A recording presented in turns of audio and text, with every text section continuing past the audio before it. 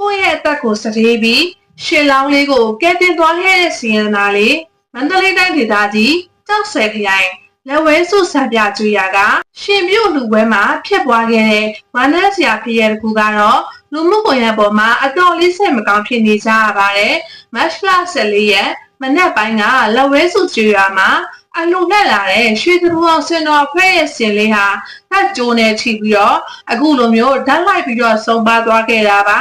ဒီစင်လေးရဲ့နာမည်က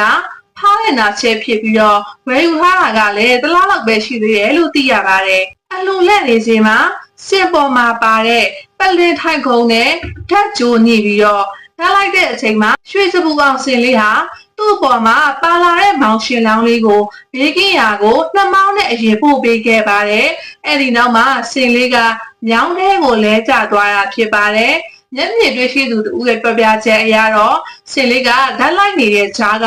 မောင်ရှင်လောင်းကိုအဝေးကိုအရင်ပို့ပေးရှာတာစင်လေးမြောင်းထဲလဲကျသွားတဲ့အချိန်မှာရွာသူရွာသားတွေကအလှအမနဲ့စင်ဦးစိတ်ကိုဝိုင်းဆွဲယူခဲ့ရပါတယ်။စင်လေးကတော့မျက်တောင်လေးသုံးချက်ခတ်ပြီးတော့မျက်လုံးလေးမိတ်သွားရှာတယ်လို့စိတ်မကောင်းစွာရင်ဖွင့်ထားပါတယ်။စင်မော်ပါလာတဲ့စင်ဦးစိတ်နဲ့အလှရှင်2ဦးအပါအဝင်3ဦးထိခိုက်ဒဏ်ရာရခဲ့တယ်လို့ဆိုပါတယ်။အဲ့ဒီထဲမှာစင်ဦးစိတ်ဖြစ်သူကတော့ပြန်ပြီးသတိလည်လာပြီလို့ရွှေစပူအောင်စင်ဖက်နဲ့နေဆက်သူကပြောပါတယ်။စစ်ပိုင်ရှင်နဲ့စင်ထိန်တွေကတော့အလွန်လိမ္မာတဲ့သူတို့ရဲ့စေရနာလေးအတွက်ငိုကြွေးပူဆွေးနေကြရပါတယ်။ညပိုင်းမှာတော့စင်လေးရဲ့ခန္ဓာကိုယ်ကိုဆယ်ယူပြီးတရားနာပေးဖို့အတွက်ကားနဲ့တည်ဆောင်သွားခဲ့ကြပြီဖြစ်ပါတယ်။ကိုယ့်ရဲ့အသက်ကိုပေးပြီးတစ္ဆာရှိရှိတာဝန်ကျသွားခဲ့တဲ့စင်လိမ္မာလေးနောက်ဘဝတွေမှာအခုလိုအဖြစ်ဆိုးမျိုးနဲ့မကြုံရပဲကောင်းရဘဝကိုရောက်ရှိပါစေလို့ဆုတောင်းပေးလိုက်ပါတယ်။